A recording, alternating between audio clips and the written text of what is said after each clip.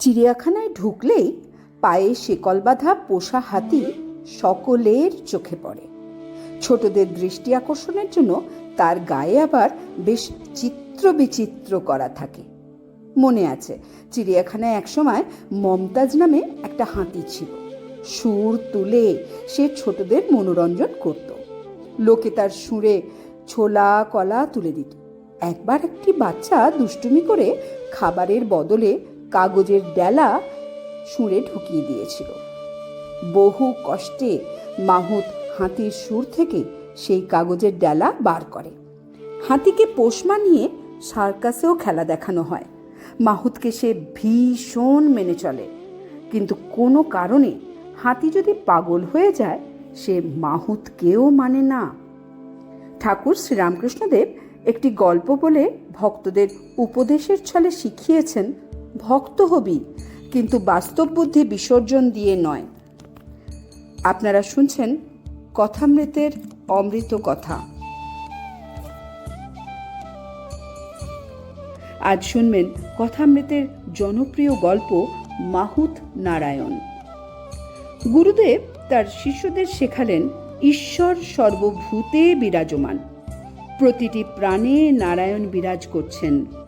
ব্রহ্মবিদ্যা শিখতে হলে এটি ধারণা করা প্রয়োজন, নারায়ণ জ্ঞানে সবাইকে দেখবে। কিছুদিন পরে গুরুদেব তার এক শিষ্যকে বিশেষ কাজে শহরে পাঠিয়েছেন। ভাবের দৃষ্টিতে সে গুরুর উপদেশে চারিপাশে যাকেই দেখছে তাকেই নারায়ণ জ্ঞানে প্রণাম করে চলেছে। এমন সময় রব উঠল, পালাও পালাও সব, পাগলা হাতি আসছে। হাঁপাতে হাঁপাতে মাহুতো সবাইকে সাবধান করে দিয়ে ছুটে ছুটে এগিয়ে চলল, মানুষদের সচেতন করে সামনের পথ খালি করার জন্য। সবাই হুড়মুড় করে পথ ছেড়ে সরে দাঁড়ালো। কেবল পথের মাঝে ওই শিষ্যটি দাঁড়িয়ে রইল হাতিরূপী নারায়ণকে প্রণাম করবে বলে। সবাই সমস্বরে চিৎকার করে তাকে সাবধান করে সরে যেতে বললেও শিশুটি হাত জোর করে ভাববিহ্বল হয়ে নারায়ণের স্তব করতে লাগলো। পাগল হাতি পথের মাঝে শিষ্যকে দাঁড়িয়ে থাকতে দেখে সুরে তুলে মাটিতে আছড়ে দিয়ে চলেও এগিয়ে। শিষ্য অজ্ঞান অচৈতন্য হয়ে পথের এক পাশে রইল পড়ে। অনেক রাতেও শিষ্যকে ফিরে আসতে না দেখে গুরু অন্যদের পাঠালেন খোঁজ নিতে। বহু কষ্টে অচৈতন্য অবস্থায় শিষ্যকে খুঁজে পেয়ে সবাই ধরাধরি করে কুঠিরে নিয়ে এলো। অনেক সেবা শুশ্রূষা করার পর 3 দিন বাদে শিষ্যের জ্ঞান ফিরে এলো। গুরু তাকে জিজ্ঞাসা করলেন কি হয়েছিল। শিষ্য সবিস্তারে সব বর্ণনা করে বলল, পাগল হাতিরূপী নারায়ণ তার এই অবস্থা করেছে। গুরুদেব জিজ্ঞাসা করলেন, কেউ তোমাকে বলেনি হাতিটা পাগল?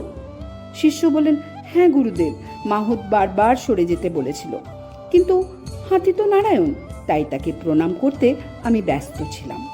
গুরুদেব হাসতে হাসতে বললেন, বাছা বুঝলাম হাতি নারায়ণ, কিন্তু মাহুত নারায়ণ যে তোমাকে সরে যেতে বলেছিল, তুমি সে কথা কেন শোনোনি? বাস্তব বুদ্ধি ও স্বাভাবিক বিচার ক্ষমতা বিসর্জন দিতে নেই। ঠাকুর যখন কাশীপুরে ভীষণ অসুস্থ, সেই অবস্থাতেও এক ভক্তকে বাজার থেকে ঠকে আসার জন্য তিরস্কার করে বলেছিলেন, ভক্ত হবি, বোকা কেন হবি? কথামৃতের বিখ্যাত সেই গল্পটি আমাদের জগৎ ও জীবন সম্পর্কে সচেতন হতে শেখায়। আবার আসব আপনাদের কাছে এমনই জীবনমুখী গল্প শোনাতে। নমস্কার।